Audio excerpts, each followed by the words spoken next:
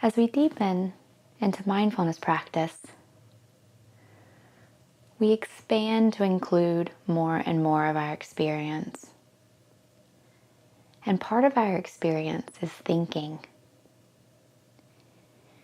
With mindfulness practice, we learn to hold the thinking process lightly and move beyond repeating thought patterns that can keep us small and contracted. So as we expand, we reach greater and greater spaciousness so that thoughts can move and change without having to identify with them, without thinking that what they are make up who we are. That we have some influence in the process of what we make believe, so to speak.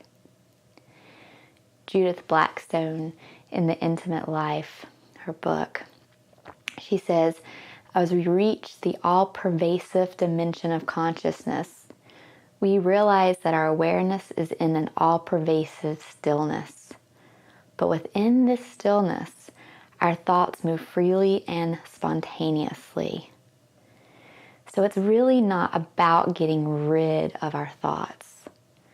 We learn to recognize them and to use different aspects of ourselves when we need it, such as planning, such as deliberating, such as analyzing. This isn't wrong or bad. This is part of, the beauty of being human, that we have all these different ways of working with our experience, with working with reality.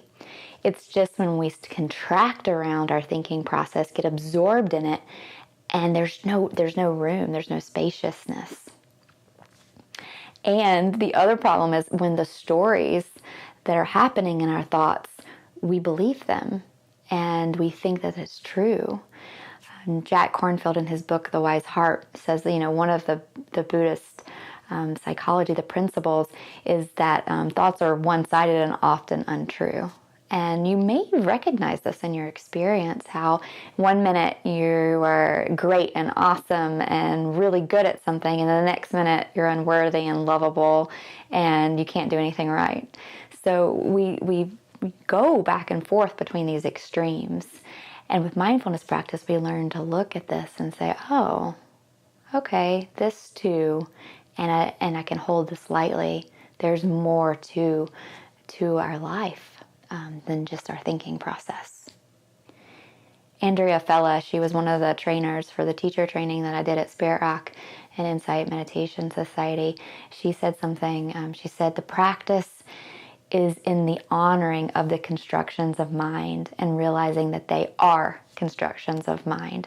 So we honor the content, what happens in our thinking process, and realize that it's just thinking. It can be helpful when we're learning about and exploring the thinking process to start to break down the themes of our thoughts, the kinds of thoughts, such as images. Or is it images? Is this more words? Like, what is the thinking process like? Is it interpretations? Are we interpreting our experience? Is it a memory, planning, future thought? So this can be really interesting to learn how our thoughts come in clusters. And then we can kind of sense into the vibration between the thoughts and see, okay, is this pleasant, unpleasant? Can we come into our bodies more? Can we sense into the emotion?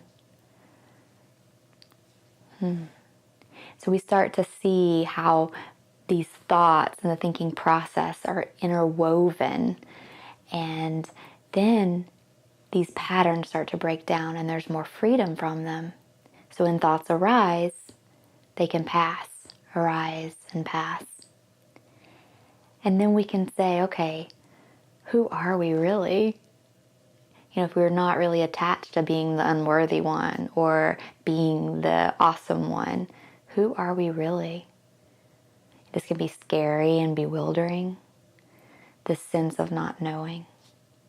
And yet with mindful awareness, there is the ability to rest, to relax, to remember that everything in our experience arises and passes, and that awareness holds all this.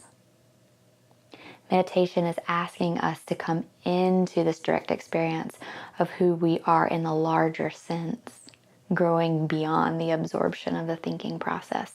Not trying to get rid of the thinking process, not trying to stop it, just not being so identified with it, not being so caught up in our thinking.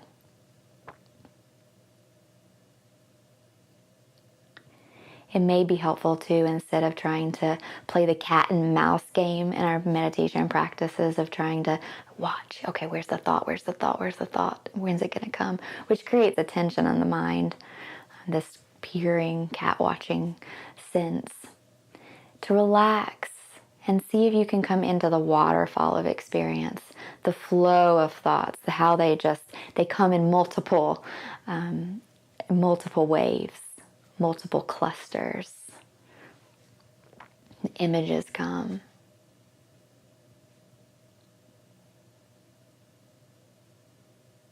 So as we grow beyond the thinking process, we open up, as I was saying, more and more to the unknown,